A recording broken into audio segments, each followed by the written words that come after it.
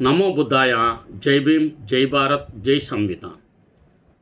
తథాగత భగవాన్ బుద్ధునికి, పరమ పూజ్యులు బోధిసత్వ డాక్టర్ బాబాసాహెబ్ అంబేద్కర్కు నివాళులు తెలియజేస్తున్నాను. బహుజన యుద్ధబేరు యూట్యూబ్ ఛానల్కు స్వాగతం పలుకుతున్నాను. ఇటీవల కాలంలో ఆంధ్రప్రదేశ్ ఉప ముఖ్యమంత్రి గారు గౌరవనీయులు కొణిదెల పవన్ కళ్యాణ్ గారు సోషల్ మీడియాలో లేదా భావ ప్రకటన స్వేచ్ఛ ప్రకారం మీరు రాజ్యాంగానికి విరుద్ధంగా ప్రచారం చేస్తే ఆర్టికల్ 19(2)కు వ్యతిరేకంగా చేస్తే మీ మీద కఠినమైన శిక్షలు ఉంటాయని తెలియజేశారు. ఆల్రెడీ వీటిపైన బిఎన్ఎస్ చట్టంలో చట్టాలు ఉన్నాయి. కొత్త చట్టాలు ఏం అవసరం లేదు. సుప్రీంకోర్టు 66(a)ని కూడా కొట్టివేసింది. ఏ పరిస్థితులలో మనం మత విశ్వాసాలపై విమర్శలు చేయవచ్చు, సుప్రీంకోర్టు తీర్పులకు లోబడి రాజ్యాంగ ప్రకారం ఎలా వ్యవహరించవచ్చో ఈరోజు ఈ యొక్క చర్చలో తెలియజేస్తాం. అంటే ప్రతి అంశం మనం మతం గురించి మాట్లాడకూడదు అని పవన్ కళ్యాణ్ గారు చెప్పినంత మాత్రాన అది కరెక్ట్ కాదు. చెయ్యొచ్చు, దానికి పరిమితి ఉంది. కానీ భాష, మనం ఉపయోగించే భాష కరెక్ట్గా ఉండాలి. అది కించపరిచే విధంగా, న్యూన్యత పరిచే విధంగా, ఇతరులను అవమానపరిచే విధంగా ఉండకూడదు. ఆయనకి నచ్చినట్లు మాట్లాడుకున్నాడు, బూతులాడాడు. దాన్ని అదే రకంగా మనం ప్రవర్తించక్కర్లా. గతంలో వైసీపీ ప్రభుత్వం ఉన్నప్పుడు ఆయన ఇష్టం వచ్చినట్లు ముఖ్యమంత్రి, గతంలో జనసేన పార్టీ రాష్ట్ర అధ్యక్షుడిగా ఉన్న వారు ఇష్టం వచ్చినట్లు మాట్లాడారు. మనం ఆ ధోరణిని అవలంబించక్కర్లా. ఎందుకు అంత చెత్తగా మనం మాట్లాడటం? మన నోరును సంభాళించుకొని చట్టబద్ధంగా, గౌరవప్రదంగా మాట్లాడుకుంటే ఏ విషయమైనా మాట్లాడవచ్చు. ఈరోజు నేను ఆ విషయాలను మీ దృష్టికి తీసుకురావాలని భావిస్తున్నాను. సుప్రీంకోర్టు తీర్పులకు లోబడి రాజ్యాంగం ప్రకారం మతాలపై ఎలాంటి విమర్శలు చేయవచ్చు? భారత రాజ్యాంగంలోని ఆర్టికల్ 19(a) ప్రతి పౌరుడికి భావ ప్రకటన స్వేచ్ఛను కల్పిస్తుంది. అయితే ఆర్టికల్ 19(2) ప్రకారం ఆ హక్కు అపరిమితం కాదు. దేశ సార్వభౌమత్వం, సమగ్రత, రాష్ట్ర భద్రత, విదేశాలతో స్నేహ సంబంధాలు, శాంతి భద్రతలు, మర్యాద, నైతికత, కోర్టు ధిక్కారం, పరువు నష్టం, నేరాలకు ప్రేరేపించడం వంటి కారణాలపై చట్టబద్ధమైన పరిమితులు విధించవచ్చు. అందువల్ల ప్రభుత్వాన్ని విమర్శించడం, మత గ్రంథాలను విశ్లేషించడం, చారిత్రాత్మక పరిశోధన చేయడం, సుప్రీంకోర్టు అనుమతితో ప్రచురితమైన పుస్తకాలలోని విషయాలను కూడా ఉదహరించడం, ఇవన్నీ తమంతట తామే నేరాలు కానే కావు. అయితే ఆ విషయాలను చెప్పే విధానం ఉద్దేశపూర్వకంగా ఒక మతంపై ద్వేషాన్ని రెచ్చగొట్టేలా, హింసకు ప్రేరేపించేలా, లేదా నిర్దిష్ట వ్యక్తులు లేదా వర్గాలపై దాడికి పిలుపు ఇచ్చేలా ఉంటే పరిస్థితులను బట్టి చట్టబద్ధమైన చర్యలకు అవకాశం ఉంటుంది. రామాయణం విషవృక్షం, రామాయణం యథార్థ గాథ, రాముడు కృష్ణుడు రహస్యాలు, హిందూ మతంలో చిక్కుముళ్ళు, డాక్టర్ బాబాసాహెబ్ రచనలు, పెరియార్ గారి పుస్తకాలు వంటి పుస్తకాలు భారతదేశంలో వివిధ సందర్భాలలో ప్రభుత్వాలు న్యాయపరమైన వివాదాలకు గురయ్యాయి. కొన్ని సందర్భాల్లో నిషేధాజ్ఞలు కోర్టులు నిషేధాలు విధించినప్పటికీ కోర్టులు రద్దు చేశాయి లేదా ప్రచురణకు అనుమతించాయి. ప్రభుత్వాలు కూడా ఆ ప్రచురణ చేశాయి. దీని అర్థం ఏమిటంటే, చారిత్రాత్మకంగా మతపరమైన లేదా తాత్విక విమర్శ స్వయంగా నిషేధించబడిందని కాదు. అయితే ప్రతి రచన లేదా వ్యాఖ్య దాని సందర్భం, ఉద్దేశం, ప్రభావం ఆధారంగా చట్టపరంగా పరిశీలించబడుతుంది. శ్రీ పవన్ కళ్యాణ్ గారు పేర్కొన్న అంశాల్లో చాలా వరకు మహిళలను లక్ష్యంగా చేసుకొని అసభ్య వ్యాఖ్యలు చేయడం, చంపేస్తానని బెదిరించడం, మార్ఫింగ్ చిత్రాలను సృష్టించడం, ఆధారాలు లేకుండా పరువు నష్టం కలిగించే ఆరోపణలు చేయడం, హింసకు ప్రేరేపించడం, ఇవి నిజంగా భారతీయ న్యాయ సంహిత BNSSలో సమాచార సాంకేతిక చట్టంలోని వర్తించే నిబంధనలు మరియు ఇతర చట్టాల కింద నేరాలుగా పరిగణించబడే అవకాశం ఉంది. కాబట్టి ఆ సాధారణ చట్టపరమైన సూత్రాలు రాజ్యాంగానికి విరుద్ధమైనవని చెప్పలేము. అయితే అదే ప్రమాణాలు అందరికీ సమానంగా వర్తించాలా లేదా అనే ప్రశ్న ప్రజాస్వామ్యంలో అత్యంత ముఖ్యమైనది. ఇక్కడ ఇటీవల కాలంలోనే తెలంగాణలో మహిళలు, ముఖ్యంగా తులసి చంద్ గారి పైన, విప్లవశ్రీ పైన జనసేన కార్యకర్తలు చాలామంది బూతులతో అసహ్యంగా, ఏదైతే ఇప్పుడు మహిళలపై పవన్ కళ్యాణ్ గారు ఇలా దూషిస్తే కేసులు పెడతామని అన్నారో, వారిపైన ఆంధ్రాలో నుండే చాలామంది వారిపై కామెంట్లు చేశారు ఫేస్బుక్లో. వాటినన్నిటిని కూడా ఈ ప్రభుత్వానికి గారి, డీజీపీ గారికి, ముఖ్యమంత్రి గారికి, ఉప ముఖ్యమంత్రి గారికి, హోంమంత్రి గారికి నేను స్వయంగా ఫిర్యాదు చేశాను. సమతా సైనిక దళ తరపున వారికి నేను ఫిర్యాదు చేశాను. కొంతమంది సోషల్ మీడియాలో ఈ మహిళలను కించపరుస్తూ బూతులు పెడుతున్నారు, వారిపైన చర్యలు తీసుకోమని చెప్పి విజ్ఞప్తి చేశాను. మరి పవన్ కళ్యాణ్ గారు కానీ, హోంమంత్రి గారు కానీ, డీజీపీ గారు కానీ, ముఖ్యమంత్రి గారు కానీ ఎవరు చర్యలు తీసుకోవాలా? మరి పవన్ కళ్యాణ్ గారు ఏ ఉద్దేశంతో చర్యలు తీసుకుంటామని చెప్పారు? మీ పార్టీ కార్యకర్తలే ఇవన్నీ వారికి వ్యతిరేకమైనవి పచ్చిబూతులు, ఆడపిల్లల్ని కించపరిచినట్లు అవమానకరంగా పోస్టింగ్లు పెట్టారు కదా, మీరు వారిపైన చర్యలు తీసుకుంటారో లేదో కూడా వెంటనే తెలియజేస్తారని చెప్పి నేను విజ్ఞప్తి చేస్తున్నా. గతంలో ఏ రాజకీయ నాయకుడైనా అసభ్య పదజాలం ఉపయోగించి ఉంటే, హింసను ప్రోత్సహించే వ్యాఖ్యలు చేసి ఉంటే వారి మీద కూడా చట్ట సమానంగా అమలు కావాలి. అలాగే ప్రస్తుతం ఎవరు ఎలాంటి వ్యాఖ్యలు చేసినా వారిపైన అదే ప్రమాణాలు వర్తించాలి. చట్టం ఎంపిక చేసిన కొందరిపైన మాత్రమే అమలవుతుందా లేదా అందరికీ సమానంగా అమలవుతుందా అనేది న్యాయపరమైన పరిశీలనకు మరియు కోర్టుల సమీక్షకు లోబడి ఉండే విషయం. ఒక వ్యక్తిగతంలో అలాంటి వ్యాఖ్యలు చేశారనే కారణంతో ఇప్పుడు అతనిపై కూడా అదే భాషను ఉపయోగించటం చట్టపరంగా సమర్థనీయం కాదు. ప్రతి వ్యాఖ్యను అది చేసిన సందర్భం, ఉపయోగించిన భాష, దాని ప్రభావం ఆధారంగా స్వతంత్రంగా పరిశీలిస్తారు. ఒకవేళ ఎవరైనా చట్టపరంగా ఎంపిక చేసి అమలు చేస్తున్నారనే భావన ఉంటే వారికి అందుబాటులో ఉన్న చట్టబద్ధ మార్గాలు ఏం చేయాలి? ఎవరైనా అంటే సంబంధిత హైకోర్టులో రిట్ పిటిషన్ దాఖలు చేయాలి. అరెస్టు లేదా కేసు చట్టవిరుద్ధమని భావిస్తే బెయిలు, క్వాష్ పిటిషన్ లేదా ఇతర న్యాయపరమైన పరిహారాలు కోరడం. 3, పోలీసులు ఒకే రకమైన వ్యాఖ్యలపై వేరువేరు ప్రమాణాలు పాటిస్తున్నారని ఆధారాలతో చూపగలిగితే కోర్టు దృష్టికి తీసుకువెళ్ళడం చేయాలి. భావ ప్రకటన స్వేచ్ఛ భారత రాజ్యాంగ హామీ ఇచ్చిన ప్రాథమిక హక్కు, కానీ అది అపరిమితం కాదు. అదే సమయంలో ఆ పరిమితులను అమలు చేసే చట్టం కూడా అందరికీ సమానంగా వర్తించాలి.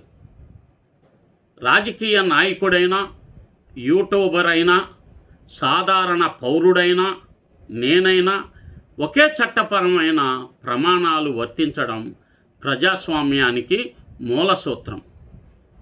గౌరవ పవన్ కళ్యాణ్ గారు చేసిన ప్రకటన ఆధారంగా ఇప్పటి వరకు ఆంధ్రప్రదేశ్ ప్రభుత్వం ఎలాంటి చట్టం చేయలేదు. ఆంధ్రప్రదేశ్ అసెంబ్లీ కొత్త చట్టాన్ని ఇంకా ఆమోదించలేదు. గవర్నర్ ఆమోదం పొందిన కొత్త చట్టం లేదు. గెజెట్ నోటిఫికేషను ద్వారా అమల్లోకి వచ్చిన ప్రత్యేక social media abuse protection act ఇంకా అమల్లోకి రాలేదు. అయితే ఆయన ప్రకటించినది ఏమిటంటే డిప్యూటీ సీఎంయూలో ఫిర్యాదులు స్వీకరించే ప్రత్యేక వ్యవస్థను ఏర్పాటు చేస్తామని, ప్రస్తుతం అమల్లో ఉన్న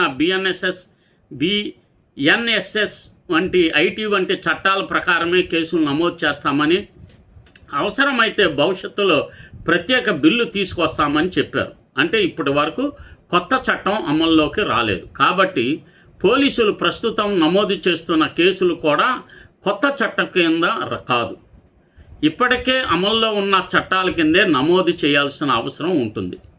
మాజీ ముఖ్యమంత్రి గౌరవనీయులు కరుణానిధి గారు ఒక ముఖ్యమైన న్యాయ సూత్రాన్ని గుర్తు చేస్తుంది ఆయన కేసు. ఆయన హిందూ పదానికి అర్థం ఏమిటో పబ్లిక్గా తెలియజేశారు. ఈ వ్యాఖ్య చేసిన నేపథ్యంలో దేశవ్యాప్తంగా అనేక క్రిమినల్ కేసులు నమోదయ్యాయి.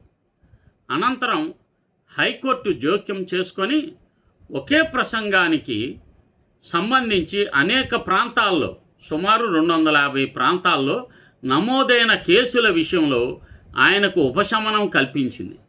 ఆ తీర్పు వెనుక ఉన్న ప్రధాన సూత్రం ఏమిటంటే, ఒకే సంఘటనకు సంబంధించి ఒక వ్యక్తిని అనవసరంగా అనేక రాష్ట్రాలు లేక పోలీస్ స్టేషన్లకు లాగుతూ వేధించకూడదు అనే న్యాయపరమైన ఆలోచన. అలాగే సుప్రీంకోర్టు కూడా పలు సందర్భాల్లో ఒకే ప్రసంగం లేదా ఒకే సోషల్ మీడియా పోస్టు ఆధారంగా దేశవ్యాప్తంగా అనేక ఎఫ్ఐఆర్లు నమోదైతే వాటిని కోర్టులు సమీక్షించవచ్చని చెప్పింది. ప్రతి కేసు వాస్తవాలు వేరైనప్పటికీ ఒకే కారణంతో వరుసగా అరెస్టులు, వేరు జిల్లాల్లో కేసులు నమోదైతే సంబంధిత వ్యక్తి హైకోర్టు లేదా సుప్రీంకోర్టు ఆశ్రయించి ఉపశమనం కోరే హక్కు కలిగి ఉంటాడు. ప్రశ్న రావణ్ కేసులో కూడా ఒకే ప్రసంగానికి సంబంధించి వరుసగా వేరు జిల్లాల్లో ఎఫ్ఐఆర్లు నమోదవుతున్నాయి. అవి ఒకే సంఘటనకు సంబంధించినవేనా లేదా వేరు ఫిర్యాదులు వేరు నేరారోపణల ఆధారంగా నమోదయ్యాయా అనే అంశాలను కూడా కోర్టు పరిశీలిస్తుంది. ఒకవేళ అవి నిజంగా ఒకే కారణంతో నమోదైతే, బహుళ కేసులైతే సంబంధిత వ్యక్తి వాటిని క్లబ్ చేయాలని లేదా రద్దు చేయాలని కోర్టును ఆశ్రయించవచ్చు. అందువల్ల పవన్ కళ్యాణ్ గారి ప్రకటన ఒకటే చట్టం కాదు. చట్టం అమల్లోకి రావాలంటే బిల్లు అసెంబ్లీ ఆమోదం పొందాలి, గవర్నర్ ఆమోదం, గజెట్ ప్రచురణ వంటి రాజ్యాంగ ప్రక్రియ పూర్తవ్వాలి. ప్రస్తుతం అలాంటి ప్రత్యేక చట్టం అమల్లోకి వచ్చినట్లు అధికారిక సమాచారం ఏమీ లేదు. సాధారణ సూత్రం ఏమిటంటే, మత గ్రంథాలు, మతాచారాలు, చారిత్రక గ్రంథాలు, తాత్విక భావనలు, సామాజిక ఆచారాలపై విమర్శ, విశ్లేషణ, పరిశోధన, హేతుబద్ధ చర్చ చేయడం భారత రాజ్యాంగంలోని ఆర్టికల్ 19(1)(a) కింద రక్షణ పొందే భావ ప్రకటన స్వేచ్ఛలో భాగం. కానీ ఆ స్వేచ్ఛకు ఆర్టికల్ 19(2) ప్రకారం పరిమితులు ఉన్నాయి. మనుస్మృతిలోని ఒక శ్లోకాన్ని యథాతథంగా ఉటంకించి ఆ శ్లోకం ప్రకారం ఇలా చెప్పబడింది, ఇది ఆధునిక రాజ్యాంగ సమానత్వ సూత్రాలకు విరుద్ధంగా ఉంది అని విమర్శించడం. రామాయణం, మహాభారతం, బైబిల్, ఖురాను వంటి మత గ్రంథాల్లోని కథలను చారిత్రక, సాహిత్య లేదా హేతువాద దృక్కోణంలో విశ్లేషించడం డాక్టర్ బిఆర్ అంబేద్కర్, పెరియార్, జ్యోతిరావు పూలే ఇతర వ్యక్తుల రచనలను ఉదహరిస్తూ విమర్శనాత్మక చర్చ చేయవచ్చు. ఈ మతాచారం శాస్త్రీయ ఆధారాలు లేనిదిగా నేను భావిస్తున్నాను వంటి అభిప్రాయాన్ని గౌరవప్రదంగా వ్యక్తపరచడం, ఈ కథను నేను చారిత్రక వాస్తవంగా కాకుండా పురాణంగా చూశాను అని చెప్పడం భారత రాజ్యాంగ న్యాయశాస్త్రంలో అత్యంత ముఖ్యమైనది. మత విమర్శ, భావ ప్రకటన స్వేచ్ఛ, సోషల్ మీడియా వ్యాఖ్యలు, మత గ్రంథాల విశ్లేషణ వంటి అంశాలపై సుప్రీంకోర్టు మరియు హైకోర్టు ఇచ్చిన ముఖ్యమైన తీర్పులను తెలియజేస్తాను. అందులో ఒకటి, Ramji Lal Modi versus state of UP రాజ్యాంగ ధర్మాసనం సెక్షన్ 295A ప్రస్తుతం BNSS సమాన నిబంధన రాజ్యాంగబద్ధమే. కోర్టు చెప్పింది, ప్రతి మత విమర్శ నేరం కాదు.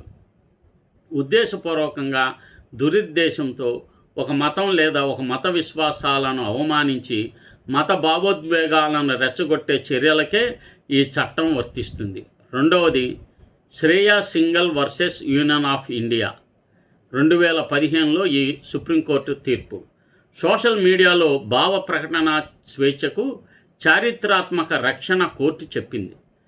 చర్చ రక్షణ పొందుతుంది, ఒక అభిప్రాయాన్ని సమర్థించడం కూడా రక్షణ పొందుతుంది. హింస లేదా నేరానికి ప్రేరేపించడం మాత్రమే శిక్షార్హం. మూడవ కేసు, Amish Devgan versus union of India 2020లో వచ్చింది. మతపరమైన వ్యాఖ్యలను మొత్తం సందర్భంలో చూడాలి, ముక్కలు ముక్కలుగా తీసుకొని చూడకూడదు. ఒక పదాన్ని విడిగా తీసుకొని తీర్పు ఇవ్వకూడదు. వ్యాఖ్య మొత్తం ఉద్దేశం, సందర్భం, ప్రభావం పరిశీలించాలి. హేట్ స్పీచ్కు రాజ్యాంగ రక్షణ లేనే లేదు. నాలుగో కేసు, మహేంద్ర సింగ్ ధోని వర్సెస్ ఎర్రగుంట శ్యామ్ సుందర్ 2017. ధోనీని విష్ణుమూర్తి రూపంలో చూపినందుకు కేసు నమోదైంది. సుప్రీంకోర్టు చెప్పింది, ఎవరికైనా బాధ కలిగిందని చెప్పడం మాత్రమే సరిపోదు, దురుద్దేశం నిరూపించాలి. ఐదవది, S Rangarajan versus P Jagjivan Ram. ఇది 1989 సినిమాపై వచ్చిన ప్రముఖ తీర్పు. సుప్రీంకోర్టు చెప్పింది, ఒక అభిప్రాయం ప్రజాదరణ పొందకపోయినా, అది ఇతరులకు నచ్చకపోయినా దాన్ని నిషేధించడానికి అది ఒక్కటే కారణం కాదు. హింసకు స్పష్టమైన సమీప సంబంధం ఉన్న ప్రమాదం ఉండాలి. ఆరవది, ఎస్ ఖుష్బూ వర్సెస్ కన్నాయ్ మల్ 2010లో వచ్చింది. ఒక నటి సామాజిక అంశంపై చేసిన వ్యాఖ్యలకు అనేక కేసులు పెట్టారు. సుప్రీంకోర్టు చెప్పింది, ప్రజాదరణ లేని అభిప్రాయాలు కూడా రాజ్యాంగ రక్షణ పొందుతాయి. నైతికంగా విభేదించడం ఒక్కటే క్రిమినల్ కేసుకు కారణం కాదు. ఏడవ case, మంజర్ Syed Khan case, Shivaji Hindu king in Islamic India case. Supreme court చెప్పింది, పరిశోధనాత్మకమైన రచనను మొత్తం చదవాలి.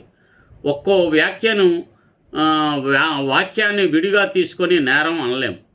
రచయిత ఉద్దేశం కీలకం. ఎనిమిదవది, Ramesh versus union of India 1988.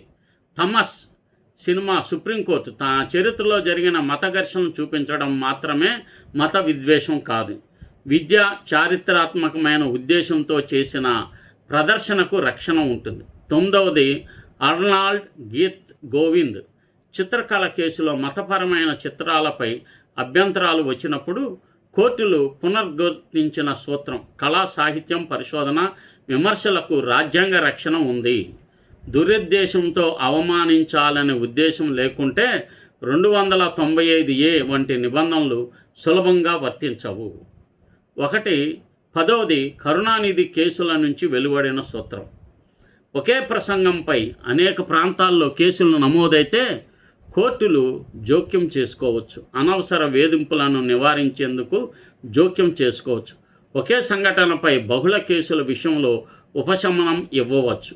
సాధారణంగా చట్టపరంగా అనుమతింపబడే విషయాలు, మనుస్మృతి శ్లోకాలను యథాతథంగా కోట్ చేయడం. 2, రాజ్యాంగ సమానత్వానికి ఈ శ్లోకం విరుద్ధం అని విమర్శించడం. అంబేద్కర్, పెరియార్, పూలే వంటి రచయితల అభిప్రాయాలను ఉదహరించడం. 4, రామాయణం, మహాభారతం, బైబిల్, ఖురాన్ వంటి గ్రంథాలపై చారిత్రక, సాహిత్య, హేతువాద విశ్లేషణ చేయడం. 5, మతాచారాలను శాస్త్రీయత లేదా రాజ్యాంగ దృక్కోణంలో ప్రశ్నించడం. జాగ్రత్తగా ఉండాల్సిన అంశాలు. 6, ఒక మత వర్గంపై ద్వేషం రెచ్చగొట్టే వ్యాఖ్యలు చేయకూడదు. 7 హింసకు పిలుపునిచ్చే ప్రసంగాలు చేయకూడదు. 8 అసభ్య అవమానకరమైన పదజాలంతో మత విశ్వాసులను లక్ష్యంగా చేసుకోవడం తప్పు. 9వది తప్పుడు సమాచారంతో మత ఘర్షణలను ప్రేరేపించకూడదు. మతాన్ని విమర్శించటం భారత రాజ్యాంగం రక్షించే భావ ప్రకటన స్వేచ్ఛలో భాగం, కానీ ఉద్దేశపూర్వకంగా ద్వేషం, హింస లేదా మత విద్వేషాన్ని రెచ్చగొట్టే ప్రసంగానికి రాజ్యాంగ రక్షణ ఉండదు. చట్టపరమైన ప్రమాదం ఉండే పరిస్థితులు: ఒక మతం లేదా దాని అనుచరులపై ఉద్దేశపూర్వకంగా అవమానం చేయడం, ఈ మతస్థులపై దాడి చేయాలి లేదా వారిని బహిష్కరించాలి వంటి హింస లేదా ద్వేషానికి ప్రేరేపించే వ్యాఖ్యలు. మతపరమైన భావోద్వేగాలు ఉద్దేశపూర్వకంగా రెచ్చగొట్టే అసభ్య దూషణాత్మక భాష, తప్పుడు సమాచారం నిజమని ప్రచారం చేసే సామాజిక ఉద్రిక్త కలిగించడం, మనుస్మృతి శ్లోకాలను కోట్ చేసి శ్లోకాన్ని సరిగ్గా ఉటకించి దాని మూలాన్ని అర్థాన్ని పేర్కొని ఈ శ్లోకాన్ని నేను విమర్శిస్తున్నాను లేదా ఇది రాజ్యాంగ సమానత్వానికి విరుద్ధమని భావిస్తున్నాను అని చెప్పవచ్చు. అంతే. శ్లోకాన్ని ఆధారంగా తీసుకొని నేటి ఒక మతవర్గంపై ద్వేషాన్ని రెచ్చగొట్టేలా మాట్లాడితే పరిస్థితులను బట్టి చట్టపరమైన సమస్యలు రావచ్చు. మత గ్రంథాల్లోని శృంగారం లేదా అసంబద్ధతపై మాట్లాడవచ్చా? విమర్శాత్మక, పరిశోధనాత్మక సాహిత్యం లేదా చారిత్రక విశ్లేషణ చేయవచ్చు. ఉదాహరణకు, ఈ కథలో ఉన్న ఈ సంఘటనపై పండితుల మధ్య భిన్నాభిప్రాయాలు వచ్చాయి. ఈ భాగాన్ని ఆధునిక నైతిక ప్రమాణాల ప్రకారం విమర్శిస్తున్నారు. కానీ ఈ అసభ్య పదజాలం, ఎగతాళి లేదా మత విశ్వాసాలను అవమానించే ఉద్దేశంతో మాట్లాడటం చట్టపరమైన వివాదాలకు దారితీయవచ్చు. ఆచరణలో పాటించాల్సిన జాగ్రత్తలు: సోషల్ మీడియాలో మతపరమైన అంశాలపై మాట్లాడేటప్పుడు సాధ్యమైనంత వరకు మూల గ్రంథాన్ని ఖచ్చితంగా ఉటకించాలి. వ్యక్తులను కాదు, ఆలోచనలను లేదా గ్రంథాలను విమర్శించండి. అసభ్య పదజాలం, వ్యక్తిగత దోషణలు, హింసకు ప్రేరేపించే వ్యాఖ్యలు చేయవద్దు. మీ వ్యాఖ్యను పరిశోధన లేక చరిత్ర లేదా రాజ్యాంగ విలువల ఆధారంగా సమర్థించండి. అందువల్ల మనుస్మృతి పురాణాలు, బైబిల్, ఖురాన్ లేదా ఇతర మత గ్రంథాలపై హేతుబద్ధ పరిశోధనాత్మక రాజ్యాంగపరమైన విమర్శ సాధారణంగా భావ ప్రకటన స్వేచ్ఛ పరిధిలోకి రావచ్చు. కానీ మత విశ్వాసులను ఉద్దేశపూర్వకంగా అవమానించడం లేదా ద్వేషం, హింసకు ప్రేరేపించడం భావ ప్రకటన స్వేచ్ఛ రక్షణలోకి రావడం తప్పనిసరి కాదు. అటువంటి సందర్భాల్లో వర్తించే చట్టాల ప్రకారం చర్యలు తీసుకునే అవకాశం ఉంటుంది. కనుక ఈ విషయాలను గుర్తు పెట్టుకొని మత విశ్వాసాలను, మత విమర్శలను చేయవచ్చు. కానీ అది సరైన భాష, సరైన ఉచ్చారణతో, వాటి ఎక్కడ ఉన్నాయో వాటి రెఫరెన్సెస్ పేర్కొంటూ ఘంటాపదంగా మత విమర్శ చేయవచ్చు. ఈ అంశాలు గమనంలో పెట్టుకోండి. ఈ విషయాలను, ఇది రాజ్యాంగబద్ధమైన హక్కు, ఫ్రీడమ్ ఆఫ్ స్పీచ్, దాన్ని నిలబెట్టుకోవాల్సిన అవసరం ఉంది. ఎవరైనా ఈ రాజ్యాంగ బద్ధమైన హక్కుకు భంగం కలిగిస్తే మనం సుప్రీంకోర్టులో ఈ రాజ్యాంగ పరిహారక హక్కు పొందవచ్చు. నమో బుద్ధాయ.